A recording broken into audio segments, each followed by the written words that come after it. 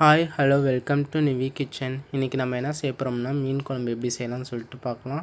First ஒரு கடானியில் வெந்தயம், சீரகம், மெழுகு, பட்டை, லவங்கம், அது கூட சோம்பு நல்லா போட்டு வதக்கிக்கலாம்.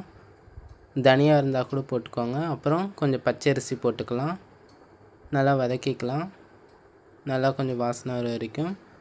அதுக்கப்புறமா கருவேப்பிலை கொஞ்சம் போட்டுக்கலாம். அப்புறம் காஞ்ச மிளகா காரத்துக்கு ஏற்ப போட்டுக்கலாம். நல்லா வதக்கிக்கலாம். இது தனியாக எடுத்து வச்சுக்கலாம். அதுக்குமா அதே கடானியில் எண்ணெய் ஊற்றிக்கலாம்.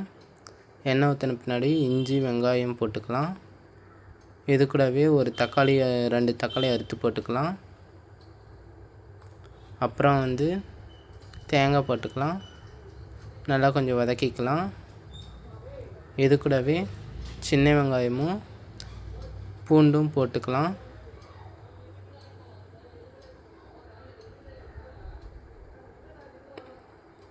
போட்டு நல்லா வதக்கிக்கலாம். இது தனியாக பேஸ்ட் அரைச்சி வச்சுக்கலாம். இந்த பவுட்ரு பண்ணி வச்சுக்கலாம். நம்ம ஏற்கனவே வதக்கிந்த அதே கடானியில் எண்ணெய் ஊற்றிக்கலாம். அப்புறம் அந்த சின்ன வெங்காயமும் பூண்டும் போட்டுக்கலாம் அறுத்து. இது கொஞ்சம் நல்லா வதங்கின பின்னாடி கருவேப்பிலை போட்டுக்கலாம். அப்புறம் புளி எடுத்து ஊற்றிக்கலாம். புளி கரைச்சி வச்சுருக்கிறத. மீன் குழம்புக்கு புளி தான் அதிகமாக ஊற்றணும். அதுக்குமா இது கூடவே மஞ்சத்தூள் போட்டுக்கலாம். அப்புறம் மிளகாத்தூள் போட்டுக்கலாம் 1.5 ஸ்பூன். அதுக்கப்புறமா உப்பு போட்டுக்கலாம். நல்லா கிளறி விட்டு புளி பச்சை வாசனை போகிற வரைக்கும் நல்லா கொதிக்க விடலாம்.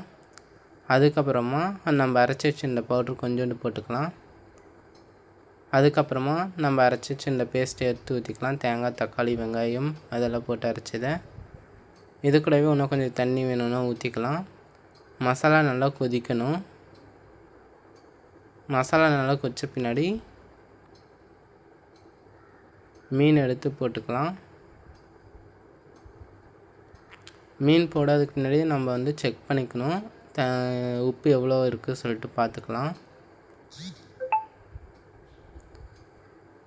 அப்புறமா திருப்பி அந்த பவுட்ரு போட்டுக்கலாம் தேவைக்கேற்ப. அப்புறமா மீன் போட்டு ஒரு 10 நிமிஷம் விட்டு சாப்பாட்டில் போட்டு சாப்பிட்லாம். 2 நாள் வச்சு கூட சாப்பிட்லாம்.